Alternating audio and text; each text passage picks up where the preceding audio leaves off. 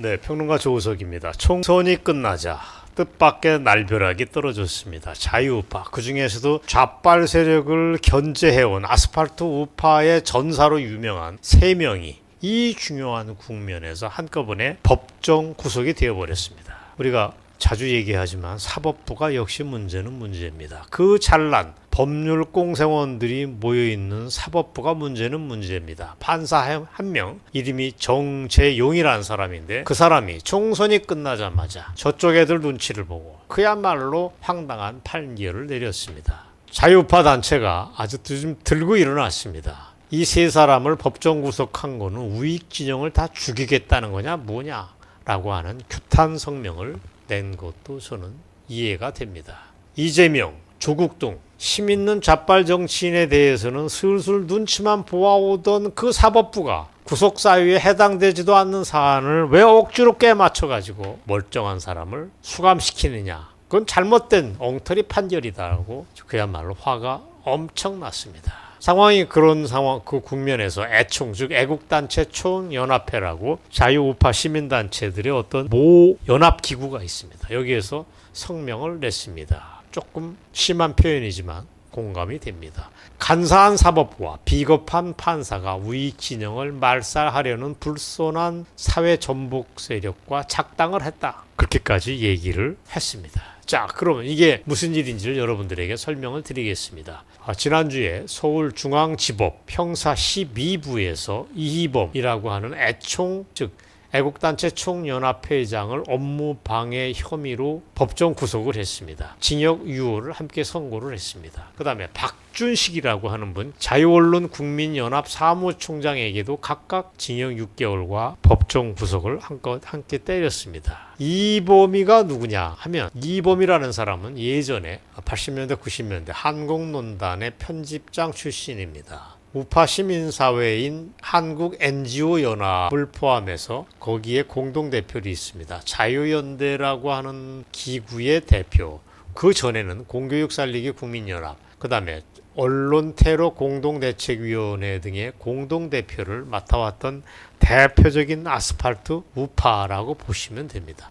문제는 이범 대표라고 하는 분도 아주 중요한 자유우파의 상징적인 인물이지만, 이범 구속과 별도로 그날 재판부가 또 한 명의 강력한 자유우파의 활동가인 김상진 신자유연대 대표, 사진으로 보시는 이 김상진이라는 분을 1년 징역을 때리면서 동시에 법정 구속을 해버렸다는 점입니다. 김상진이 누구냐? 별명이 상진아재입니다. 상진아재. 그런 제목이 붙은 유튜브 방송도 여러분이 자주 보셨을 걸로 압니다. 그 김상진이라고 하는 사람은 한마디로 해서 윤석열 대통령의 취임 이후 그야말로 온몸을 던져서 용산을 지켜오고 있는 아주 용감한 사람입니다. 김상진 대표라고 하는 분의 존재를 윤석열 대통령도 잘 알고 있습니다. 그 사람이 해는 비공식 부문에서의 기여에 대해서 고마움을 품고 있는 거로 저는 알고 있습니다. 이런 얘기입니다. 지금 용산 대통령실을 지키는 경호실이 여러분이 있는 걸 아실 것입니다. 하지만 실제로는 상진아재가 대통령실, 용산을 지키는 민병대의 대장격이라고 보시면 됩니다. 그래서 그 입구인 삼각지 외곽을 꽉 틀어주고 있습니다. 거의 매주 삼각지에를 가면 거기서 맞불 집회를 여는 대장이 김상진이라고 보시면 됩니다. 더 명쾌하게 말씀을 드릴까요? 윤석열 정부 등장을 전후해서 광화문을 지켜온 장수가 전광훈 목사였습니다. 그렇다면 용산 삼각지를 버텨주는 또 다른 장수는 김상진 대표였습니다. 거기서 김상진 대표는 아까 말씀드린 맞불 집회, 윤석열을 지키는 사람들의 집회를 이끌어왔습니다. 좌빨 애들이 윤석열 탄핵을 외치고 있을 때 그냥 내비두면 그 쓰나미에 용산 대통령실이 휩쓸려 갈 수도 있는데 그걸 딱 막아세우고 힘을 쓴 사람은 김상진입니다. 그게 몇 년간 대한민국을 버텨준 핵심 힘의 하나라고 저는 알고 있습니다. 물론 윤석열 대통령은 대선 후보 시절부터, 대통령 되기 전부터 상진아재의 존재를 알았습니다. 그런데 왜 법원이 그 사람을 딱 찍어서 법정 구속을 했을까? 그 사유가 좀 뭔가 명쾌하지 않습니다. 5년 전의 상황이 문제입니다. 5년 전. 그러니까 2019년 4월 달입니다. 그때 딱 5년이 됐네요. 윤석열 대통령이 서울중앙지검장으로 있을 때 얘기입니다. 그때 김상진 대표가 그 집을 찾아갑니다. 그래서 이른바 상제나제의 협박방송을 했다는 얘기입니다. 물론 근데 이 타이밍이 중요합니다. 그때는 문재인 정권 시절 얘기입니다. 그리고 그 당시 윤석열은 서울중앙지검장을 했습니다. 김상진 대표 여기만 찾아간 게 아닙니다. 그때 박원순이가 살아있을 때니까 박원순 서울시장, 손석희 그 얄미운 JTBC 사장 등의 집을 찾아가서 이들에 대한 압박을 진행을 했습니다. 국민의 목소리가 이거다. 당신들 똑바로 하라고 하는 그런 활동가로 활동을 했습니다. 이거는 자유우파로 당연한 일이라고 봅니다. 국민의 뜻을 알리는 정당한 행동이었다고 저는 믿습니다. 그런데 왜 윤석열 지검장의 집을 찾아갔느냐? 그때가 박근혜 전 대통령의 형집행정지가 신청됐던 그 전후입니다. 따라서 김상진은 형집행정지 신청을 허가해 달라. 그게 국민의 뜻이다고 하는 걸 전하기 위해서 그때 서울지검장 윤석열을 압박을 했던 것입니다. 그 과정에서 이번에 법원이 문제 삼은 거는 겁박을 했다는 얘기입니다. 윤석열 너 죽을래? 라고 하는 발언을, 폭력적인 발언을 했다고 하는 걸 이번에 법원이 문제를 삼았습니다.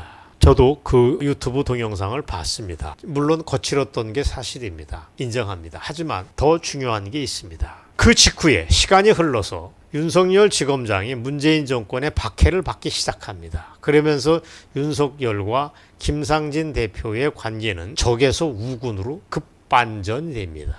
이해하셨습니까? 김상진 대표가 초창기에 윤석열 지검장의 집을 찾아갔을 때는 이 사이가 안 좋은 관계일 수밖에 없었지만 문재인이라는 공동의 적 앞에서 둘은 한 손을 잡는 우군으로 관계가 개선이 됩니다. 아닙니다. 그런 얘기 차원을 더 떠나서 멋있게 저는 얘기를 하고 싶습니다. 윤석열 지검장도 그렇고 김상진 대표도 그렇고 서로가 우리는 대한민국 파라고 하는 걸 확인하면서 그야말로 멋진 화해의 손을 잡았다라고 저는 표현을 쓰고 싶습니다. 역사가 움직이면서 둘 사이에 화해의 싹이 텄다라고 저는 이해를 하는 것입니다. 그래서 증거가 있습니다. 윤석열 대통령은 대선 후보 시절에 김상진 대표가 그걸 문제로 싸가지고 곤욕을 치를 때 직접 탄원서를 써줍니다. 자, 이게 문제의 탄원서입니다. 펜앤마이크라고 하는 인터넷 신문이 이 탄원서를 입수를 했는데 이걸 보니까 아주 윤석열 대통령과 김상진 대표와의 관계가 대충 눈에 그려집니다. 이렇게 썼습니다. 제가 동그라미 빨간 줄을 쳤습니다.